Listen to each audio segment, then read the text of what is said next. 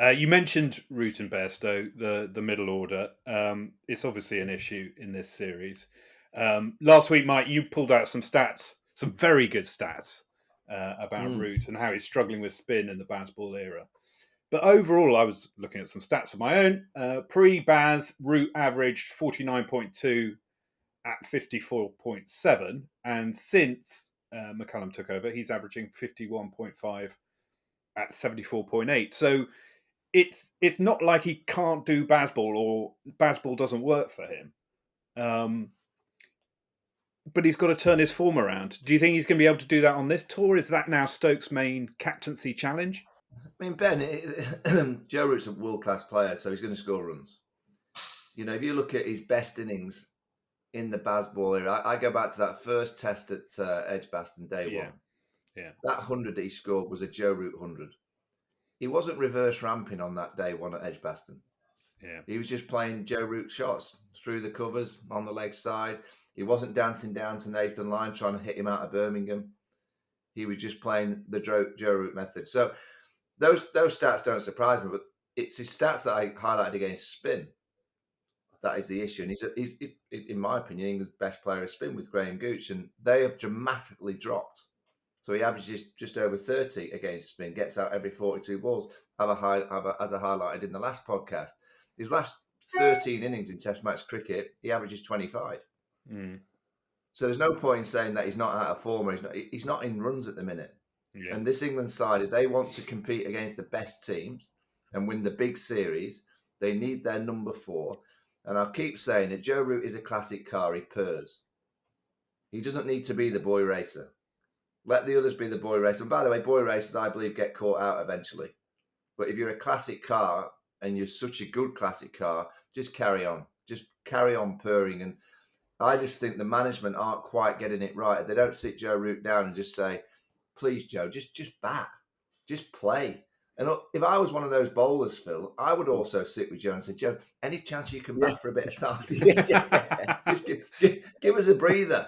So I just think all this messaging and all this kind of way of playing, it's almost as if they've just got a little bit lost. Yes, they've won a lot of games, but ultimately I think you get defined on the trophies that you lift.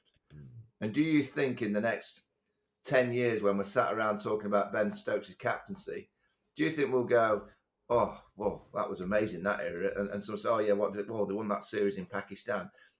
Do you think that's all they want to be remembered for? Yeah. You know, you've got young players like Duckett, Crawley. A lot of these players, they haven't won Ashes series. No. They haven't won big series. You know, Ben Stokes has won a big series. He has won an Ashes series. So has Joe Root. So has Jimmy Anderson. They've won many. But this younger generation, this new income into the England side, they actually haven't won many big series. And I just don't think they're going to get the big trophies unless they just tinker with the style that they play. Yeah, I'm loving the analogies, Mike. We're on to classic cars. Yeah. I like it, but classic cars. The reason why this what car do you think he is? A Jag? I think he might be a Jaguar. Could be an E-Type. Could be an E-Type. But I think why he's perhaps not pouring. Listen, everyone goes through a lack of form and what have you. But I think also it's the amount of overs he's bowling. And the pressure that he's sometimes under in the field. Lovely when you're a batter, you know, you're at first slip, second slip, you know, you're concentrating in the field, obviously, and what have you.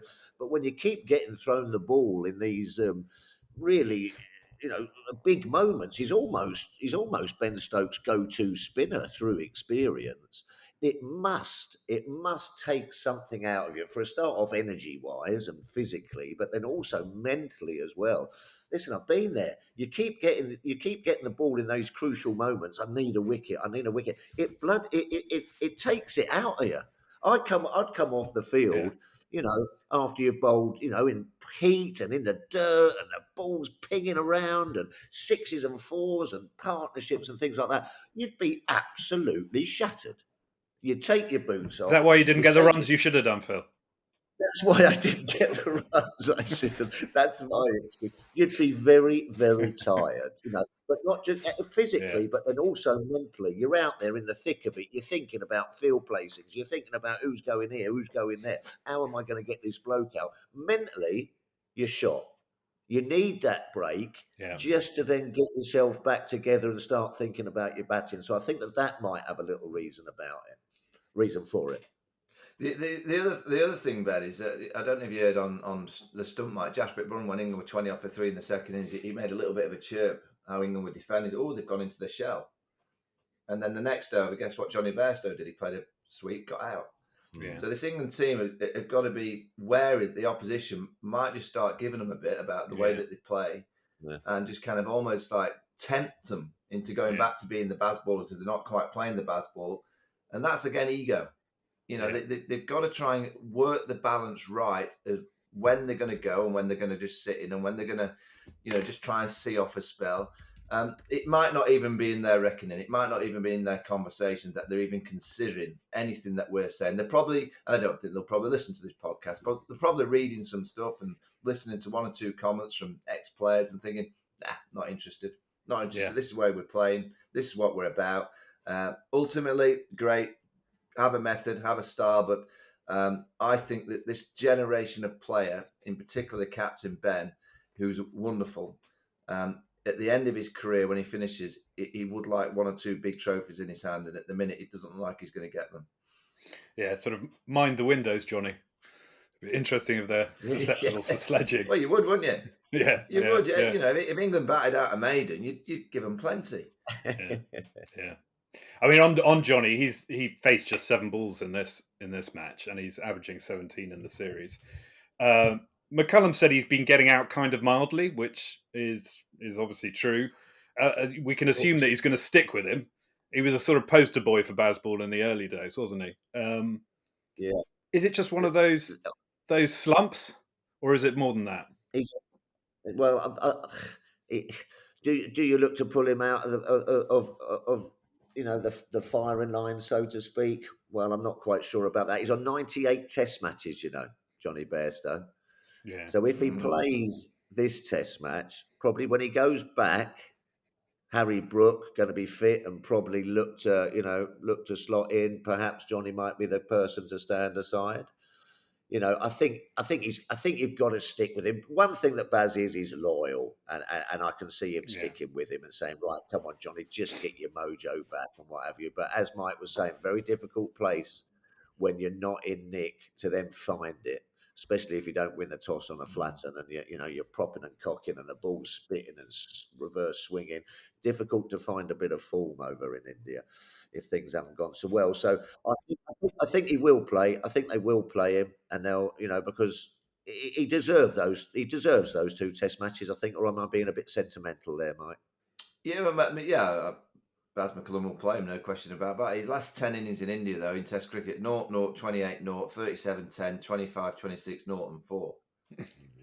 So great. Again, it's all right to be sentimental, and again, sport's about winning. It's about putting the best team on the park, and England again aren't doing their work well enough if they're not considering someone like Dan Lawrence, who's fresh out the box, plays spin nicely, offers a few overs of off spin, might take a little bit of a workload out of Joe Root's off spin. So I don't think that, and maybe the conversations are being had, but those numbers that I've just read out about Johnny in India, that worries me because, in the last tour, when he started to go downhill, it went downhill drastically.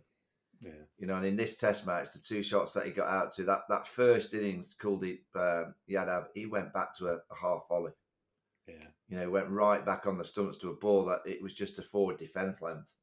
So that's a bit concerning that he's either not focusing on the ball or he's premeditating what the bowler's doing, which is a little bit of a worry. And that's what generally happens when you're out the runs. You start to premeditate. He is dangerous though when we start questioning his place in the team. That's when Johnny becomes very dangerous. He's like a point to prove mentality, which is what Johnny generally always needs. So England will stick by him, but I would think that it would be worth the conversation to generally chat about, is it worth Dan Lawrence coming in just to freshen up that batting line, to just give a fresh mind against these Indian bowlers? Yeah. One question I wanted to ask both your guys, as we mentioned, England were 224 for 2 at the start of the third morning. They then lost the next 18 wickets for a combined 217 runs. You boys will have been involved in some batting collapses in your time. Can you Yeah. right the ship when that gets going, or is that sort of momentum that you can't really fight against? I was 12th man in one of the biggest ones, I think, England, when they got bowled out for 46 in Trinidad by Curtly Ambrose. And it was amazing, actually. But the guys walked off. And you could see in their eyes. I think we only needed to knock off about 200 or 220. And I'm sort of sitting there. I've been having a snooze, and they've come walking off, and I've seen the guys getting their pads on, and there was a little bit of a sort of a glaze in the eyes, and I was sort of going, well, hold on a minute, we only need to knock off 220 here. Why is no one really sort of saying everything? And there's just a little nod, and there's a little sort of a frisson in the dressing room of sort of like what's going on here. And then we lost one early. Robin Smith played the most immaculate forward defensive, look it up on YouTube, I've ever seen. But then the middle stump went out the ground. And he was still sat there playing this immaculate forward defensive with no middle stump. I've gone, has he got a hole in his bat? The only reason it must have gone through his bat. But and then all of a sudden people were scrabbling. Jack Russell's looked like his hand fell off when he gloved one off of Curtly. And then the last 5 England batters were all sat in a row outside the dressing room, fully padded up, helmets on. And it was almost like you were sort of tapping them on the head, before they were like sort of like paratroopers, go, go, go. So once it happens, once that sort of, what's the word I'm looking for? Once that sort of the rot sets in. Yes, once the rot sets in, it's very difficult to stop. And that's where you have got to try and play it, because the guys, and then we just all sort of collapsed in a heap after being bowled out for 46. There were run-outs. There were all sorts of things. People were falling over trying to get their pads on and everything. It was just chaos. Very difficult to stop. How about you, Mike? Sorry, have you ever been captain when one of those happened? Did try to right the ship? I'm sure. I'm trying to. I think Pakistan 1 year. I think we got blown away in a session by Shoaib Akhtar. I remember in county cricket. I remember David Bairstow, Yorkshire captain at Leicester 1 year. He won the toss, and it was a bit of a. He said, "Oh, we're going to have to fight for the first session, and then it'll get easy in the afternoon." Well, Chris Silverwood was in the England squad at Trent Bridge. Didn't get selected, so he got in his car to drive to Leicester to be a part of our game. He had to skid through the gates at Leicester at 11:55 because he was next in at number 11. I think we were bowled out in an hour and 20. Yeah. He was right, the skipper. We had to fight hard in the first session because it did a bit. They bowled us out. Yeah. I just think, again, in Test cricket and in a 5-match series, it's sometimes that you lose a Test match, but you take something into the next Test match. And I thought England in the second innings, it was always going to be difficult, but what I was looking for, I was thinking, can you just keep India out there for 80-odd overs, 90 overs? Yeah. And even if you lose, get 20 overs into Jasprit Bumrah. Yes. Because what will happen then is Jasprit will definitely not play in the 4th Test match. Yes. I think really with the limited amount of overs that Jasprit Bumrah played, I'd be amazed if India aren't going to Jasprit. Look, you play the 4th Test, win us the series, and then you can have the last Test match off. You get 2.5 weeks off before the IPL. Yeah. I think these little things that allow you to happen, these kind of situational plays and these kind of moments in Test cricket, in particular in a 5-match series, is what makes Test match cricket great, because you can take something from one Test that affects the next Test match. And I think by England getting blown away in 39 overs, Jasprit hardly bowled, an extra day off, I'd be amazed if he doesn't play the next Test match, Phil. Yeah. Why wouldn't he? Why wouldn't he? As you say, win the series, Jasprit, come on, mate. You got him on toast. You play the next game. Doesn't matter if it's Dharma Salala, whatever it's called, for the 5th Test match. Where it's what's it called? What did you call it? Dharma Salala. It sounds like a very nice Indian dish. Dharam Shala. Right. I mean, where it's meant to nip around a little bit and be good for seamers and what have you. As you say, do I want naan bread or chapati with my Dharma Salala?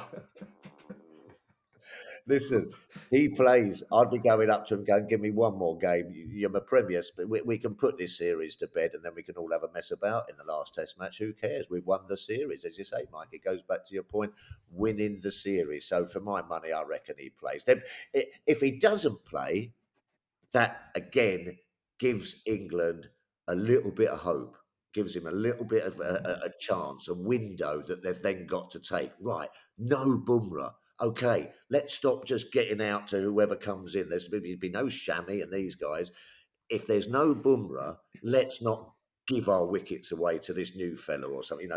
Be wise. Phil, how many times in this series are we going to have that moment where you go, oh, there's no Virat Kohli, ooh, great opportunity. No Mohamed Sami, go on, great opportunity. Oh, Ravi Ashwin, he's out for the test. Oh, what an opportunity. Wow, England 207 for 2 in days. Ooh, what an opportunity. Oh, no Jasprit Brummer. Oh, what an opportunity. How many times? Well, it seems to be a lot. That's all I keep saying. And that's why, and I think that was just the frustration, and that has been the frustration, because you do know what this England side can do. If anyone can come back from 2-1 down, I'll tell you something, it is this side.